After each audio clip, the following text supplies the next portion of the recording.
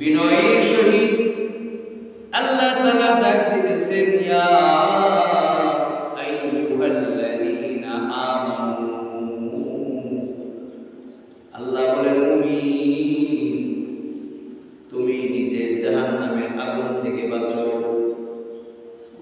এবং তোমার আহার, তোমার পরিবার পরিজন, তোমার আত্মীয় স্বজন, ছেলে সন্তান, এদেরকেও তুমি জাহান্নামের আগুন থেকে বাঁচাও। আল্লাহ বলেন, তুমি নিজে জাহান্নামের আগুন থেকে বাঁচো, তোমার আহারকে, তোমার পরিবারকে তুমি জাহান্নামের আগুন থেকে বাঁচাও। কেমন জাহান্নামের আগুন? আল্লাহ তাআলা বলেন, ওয়াকুদুহান নাসু ওয়াল হিজারা, যে জাহান্নামের ইন্ধন হবে, যার লাকড়ি হবে মানুষ আর পাথর। আল্লাহ তাআলা বলেন, আলাইহা মালাইকাতুন গিলাযুন শিদাদুন লা ইয়াসুনাল্লাহা মা আমারাহুম ওয়া ইয়াফআলুনা মা ইউমারুন।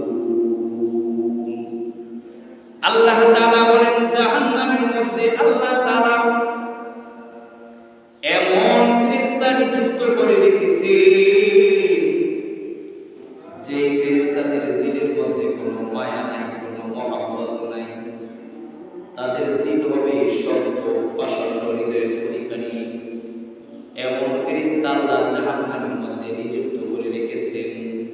ওই ফেরেশতাদেরকে আল্লাহ তাআলা যা আদেশ করবেন তাই তারা করবে।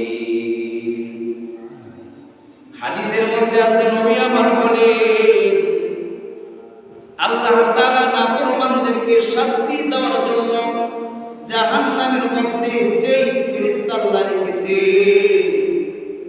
ওই ফেরেশতারা কানেও শুনবে না, চোখেও দেখবে না, এবং তারা অন্তর দ্বারা বান্দার শাস্তি অনুভব করতে পারবে না।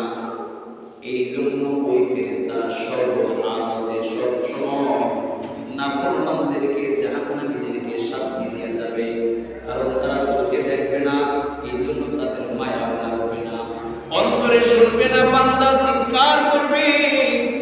তাহলে বান্দাকে যদি না দেখে আর বান্দার শাস্তি যদি না শুনে, তাহলে ওই ফেরেশতাদের দিলের মধ্যে কোনো মায়া লাগবে না। আল্লাহ বলেন, মুমিন তোমরা ওই জাহান্নামের আগুন থেকে বেঁচে থাকো। আজকে তো আমাদের দিলের মধ্যে জাহান্নামের ভয় নাই। আজকে তো আমাদের দিলের মধ্যে আল্লাহ তাআলার শাস্তির ভয় নাই।